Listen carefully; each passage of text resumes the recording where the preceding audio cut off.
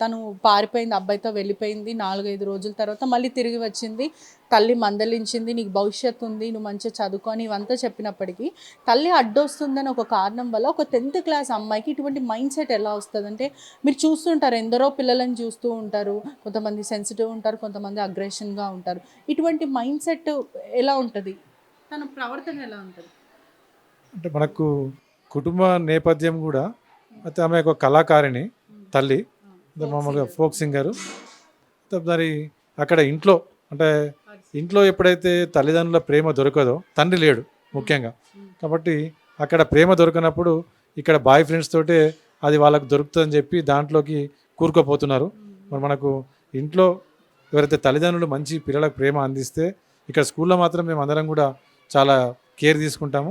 మరి ఇంట్లో కూడా అట్లాంటి కేరింగ్ ఉంటే ఇటువంటి సంఘటనలు జరిగే అవకాశం అంటే ఉండదు. తల్లి ఎప్పుడైనా వివక్షత చూపిచ్చేదా? ఎందుకంటే మొదటి భార్య పాప తేజస్వి గాబట్టి, రెండో పాప ఇంకొక అమ్మాయి, చిన్న అమ్మాయి ఉంది. ఇలా వీళ్ళిద్దరి మధ్యలో తక్కువ, కొంచెం ఎక్కువ ఇలా చూపించేదా? ఎందుకంటే ఆ అమ్మాయికి ప్రేమ దొరకకపోవడం వల్ల బాయ్ ఫ్రెండ్‌తో తిరగడం గానీ, దాని తర్వాత అతనే సర్వస్వం అని నమ్మిందో ఏదన్నా ఉండొచ్చు.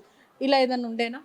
లేదా అంటే వివక్ష అంటే తల్లికి ఇద్దరు కూతురు సమానమే. హ్మ్. కాకుంటే ఈ అమ్మాయి కొంచెం మైండ్ కొంచెం మెచ్యూర్ అయింది కాబట్టి ఏజ్ ఎక్కువ ఉన్నది కదా. హ్మ్. అయితే మనకు ఈ ఇంటికి కూడా అంటే ఆహ్, వాళ్ళ ఇంటికి మిగతా బాయ్ ఫ్రెండ్స్ రావడం కానీ, హ్మ్. తల్లి కోసం కూడా ఎవరన్నా ఫ్రెండ్స్ రావడం కానీ హ్మ్. వచ్చినప్పుడు ఓహ్, ఆ సంఘటనలు కూడా ఈమె చూసేది. ఆ ప్రభావం కూడా కొంతవరకు పడినట్టు తెలుస్తుంది. హ్మ్. అంటే తల్లికి కూడా భర్త లేడు కాబట్టి హ్మ్. రెండో భర్త కూడా లేడు. హ్మ్. అయితే ఆమె కూడా ఆమె కొలీగ్స్ కావచ్చు ఎవరైనా ఇంటికి రావడం అట్లాంటివి చూసి అంటే అమ్మాయి కూడా తప్పు లేదు బాయ్ ఫ్రెండ్ ఉంటే తప్పేం లేదు అన్నట్టు ఆమె అనుకున్నది. కానీ సొంత తల్లిని అతి దారుణంగా కని పెంచి నవమాసాలు మోసిన తల్లిని అతి దారుణంగా చంపడం అనేది చాలా బాధాకరమైన విషయం. స్థానికంగా కూడా అందరినీ కలిచివేస్తున్న సిచ్యువేషన్ చెప్పొచ్చు. ఏం చెప్తారు దాని గురించి?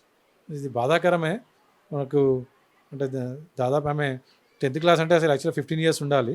కొంచెం ఓవర్ ఏజ్ ఉన్నది. అమ్మాయి 16 ఇయర్స్ ఉంటుంది.